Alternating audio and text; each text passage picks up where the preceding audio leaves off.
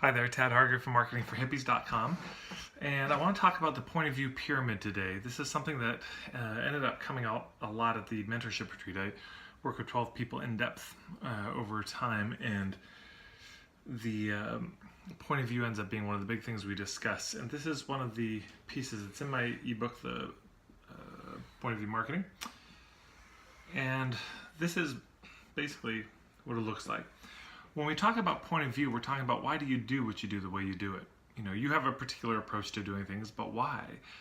Your point of view is either your understanding about how do you get from island A to island B, you know, how do you solve people's problems? What's your take on how that problem should be solved? Or what's your opinion on the best way to get the result they're looking for?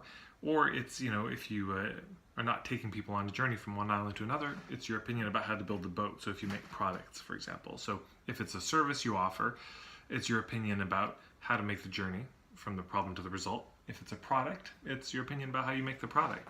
Either way, you have a philosophy, a worldview, you know, an opinion about this. But in my experience, that opinion, that philosophy, breaks down into three different parts. So these are they call this the POV pyramid.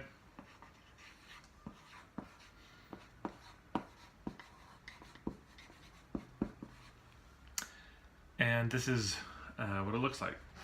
The very tip of the pyramid, this is what I would call the route. Now the route is this, you know, 3 steps to this, the 7 steps to that. It's a specific sequence. It's a step-by-step process. And of course, a lot of personal growth books that we've read are like this. You start here and you end up here and you go first, second, third, fourth, fifth, like a phone number. It's not just that they're a bunch of numbers, they are in a specific order, and that sequence and syntax matters. But you notice that's like 1%. Very tip of the pyramid. This is actually not the most important part. Of course, it's the sexiest part. In a pyramid, you know, a real actual pyramid, the top of this would have been called a pyramidion, and it would have been inlaid with gold, and so you could see it. It'd be very shiny from the distance. So in a similar way with the marketing, this is one of the things people often want to hear is, okay, well, what do I do? How do I do it? What are the steps? Give me a formula. And that's here. But below that, we've got what I would call the, what do I call this? The kind of the core principles. Or to use a nautical reference, this is the compass. So this gives a general sense of direction. There is still a kind of a general logic to this, which I'm going to be making a video about soon.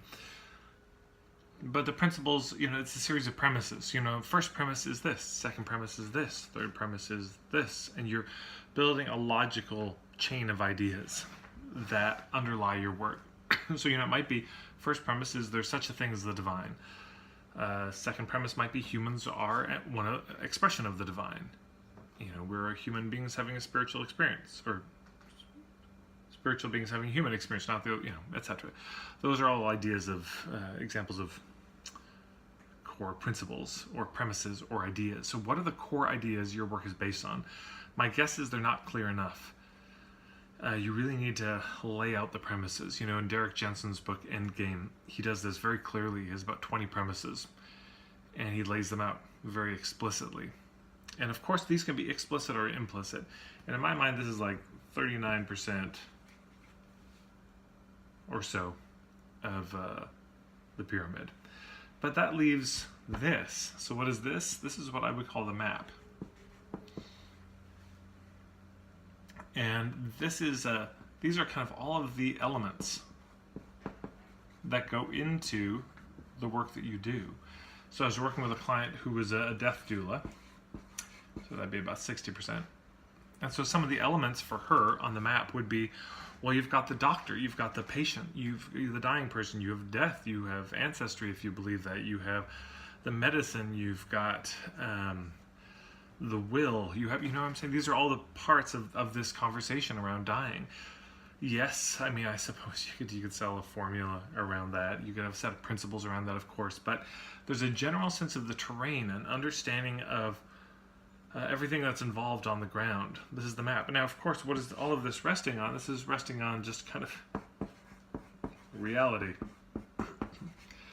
But so why are people coming to us? They're coming because reality is hard, and they're looking for somebody who might have something worth saying, something with some heft, something with some weight and substance to it.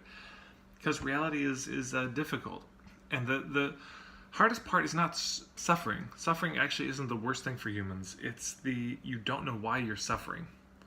Reality's hard, but you can't figure out why it's hard. You can't figure out why you keep doing the same things.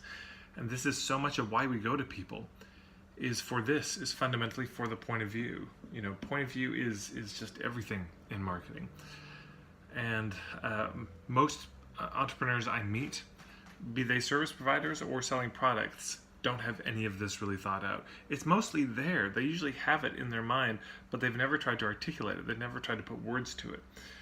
So anyways, these are 3 elements. I'd be happy to answer any questions people have, because this is not the easiest thing to describe. And yeah, so I understand there may be some questions. But also, yeah, of course, I've got the ebook, Point of View Marketing, which goes into this in more depth. But all I can say is, if you want people to trust you, if you want to make the selling process easier, meaning that people just kind of buy from you without you having to push or pressure them, this is where it comes from. Having these 3 things articulated, having a deeply wrought understanding of these that you can explicitly say. You may not explicitly say. There's a choice of, do you explicitly tell people your point of view, or do you just have it implied in everything you say? There's a sort of an artistic choice you can make there. But I hope that was useful. That's the point of view pyramid, the basics of it. And yeah, again, any questions you can put below. Thank you very much.